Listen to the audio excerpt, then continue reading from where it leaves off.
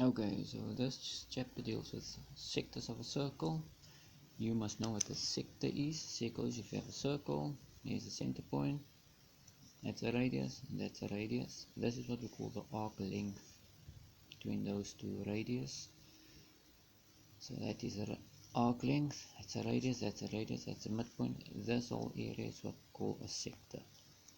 So a sector is what we know, it's a sector. Then you must know also, we use R for radius, which you already know.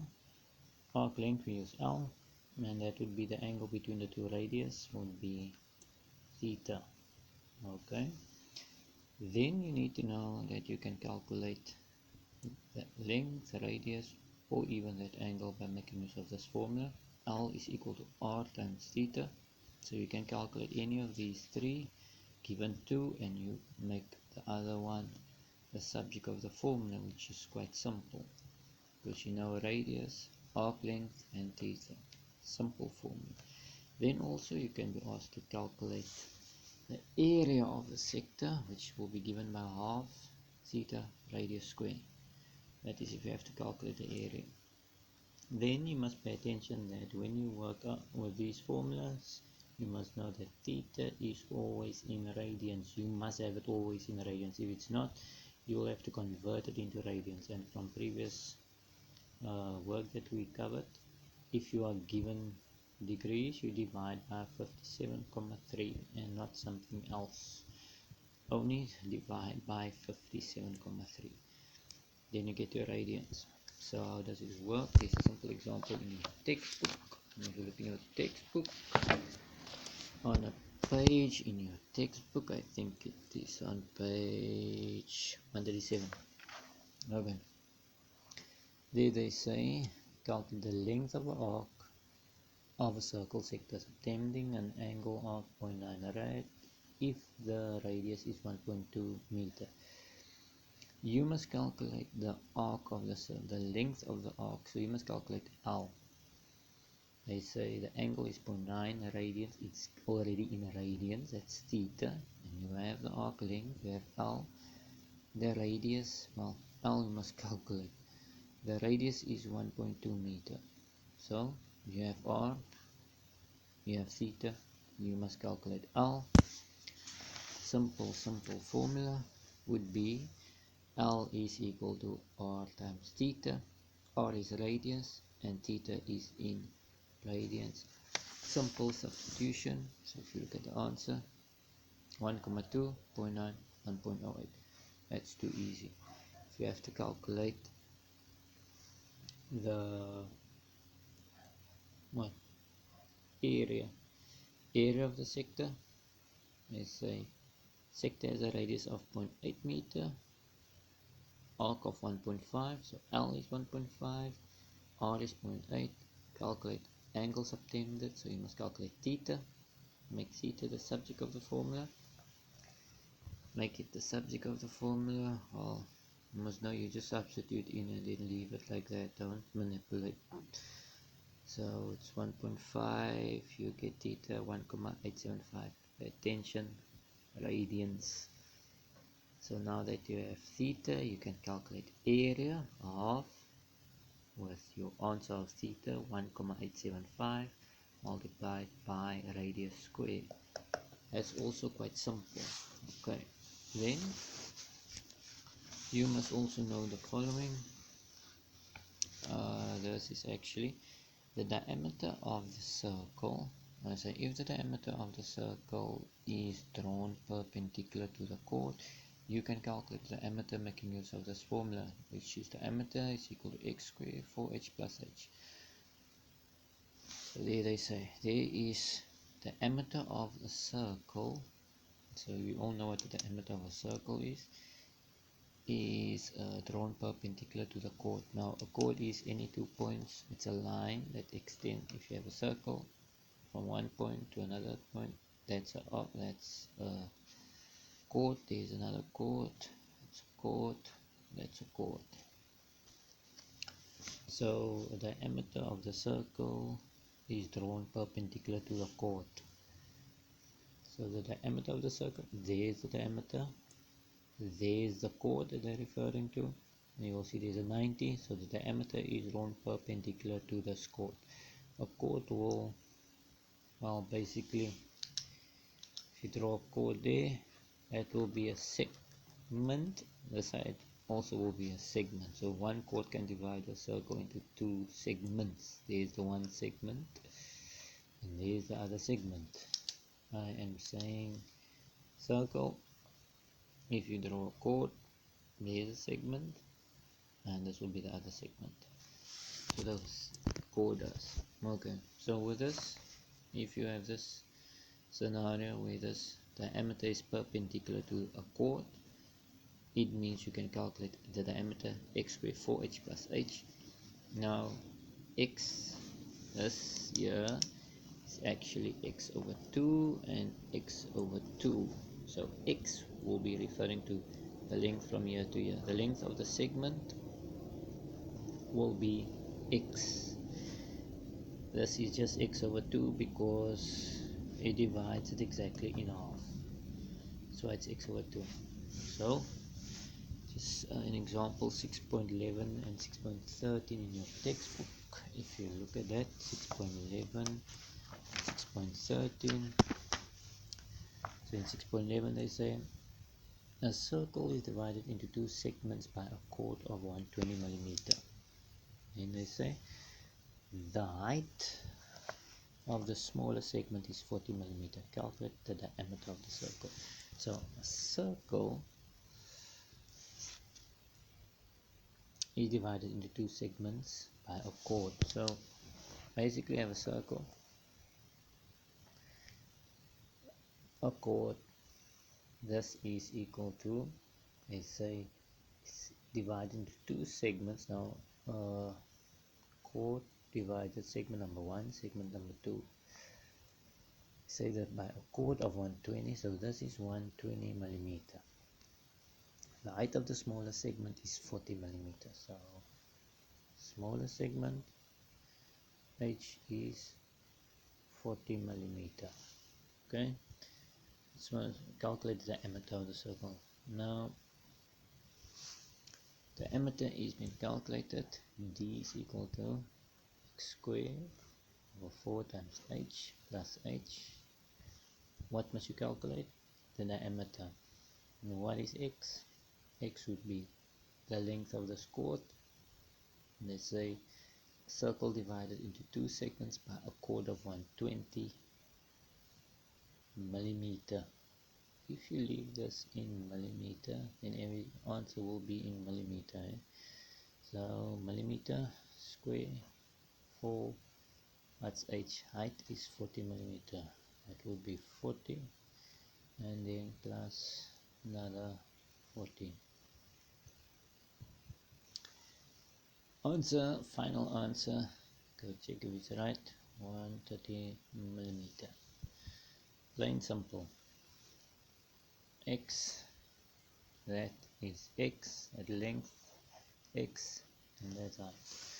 You can look at examples 6.13.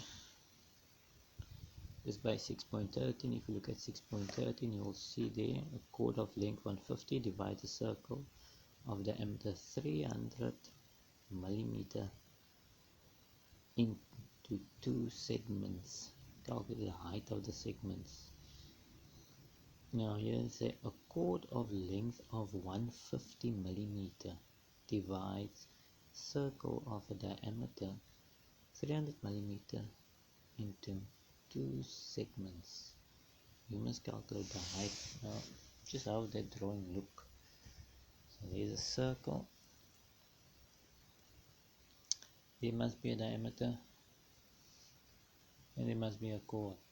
So they say a chord of length of 150 by the circle of diameter 300 millimeter into two segments.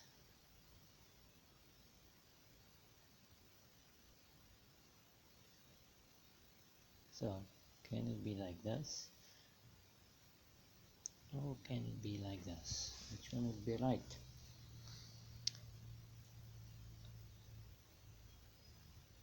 It would probably be this one, would be the chord, this one would be the diameter. Why? Turn it exactly like our example that we started. There's the chord, and there's the diameter. Okay, now they say into two segments. So that's the chord, that's segment 1, and this is segment 2. Is I calculate the height of the segments. So if they want the height of the segments, they are referring to this and this. Okay, so how to start? Now it is in the book. If you look in the book, same formula. X square would be what? X square would be the full length. Now the full length of what? The full length, that's the full length of the segment. The full length of the segment is given as 150 millimeter. So X is 150 millimeter. Look back at the example.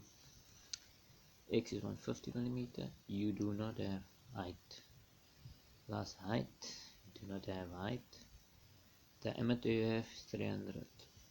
Okay, then simplify 22 4h plus 4h. Now here, just see what they're doing here. Let me just rewrite that. Okay, so they have formula is D is equal to x squared over 4h plus h. You have x is equal to 150 millimeter, and you have what else? You have the diameter is equal to 300.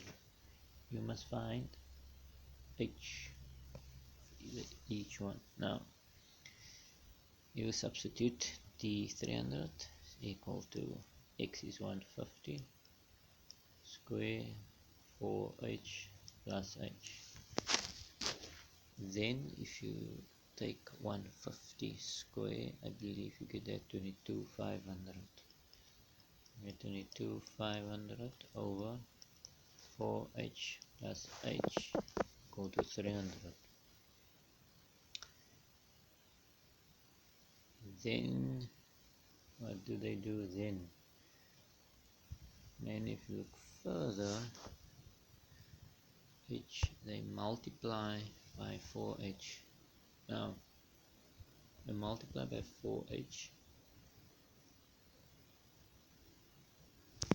get rid of this h. Now if you leave it like this, let's just see, if you leave, let's see, write everything, so 20, so that means 22,500 over 4h plus h is equal to 300, and then you write 22,500 and 4h plus h minus 300, 0.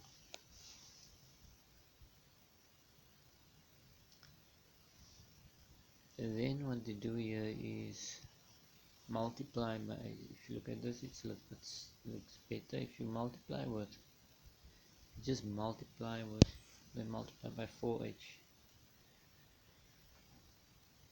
and it means that cancel. So then instead of 22,500 cancel, multiply by 4h give you 4h square minus 300h. Now I have 300h. No, sorry, I don't have 300h. 4 times 300, same, 1200h. Okay, now why do they do this? They did this to get this equation into a quadratic trinomial, because once it's in a quadratic trinomial, now they solve it with a quadratic formula.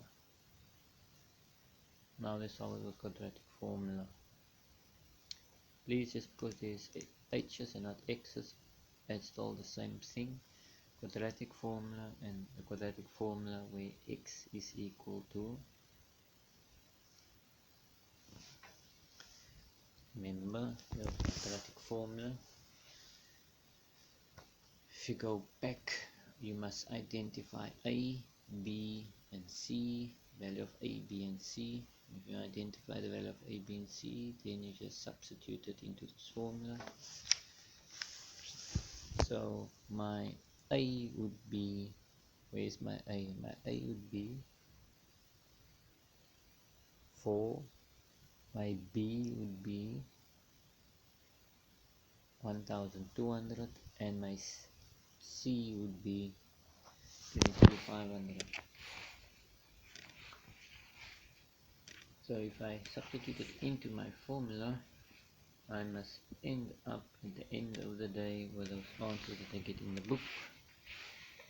Two values for x, which in this case x is taking on the form of h, 280 and 20. It's correct because if you add it up, you must get 300. Okay, that's it.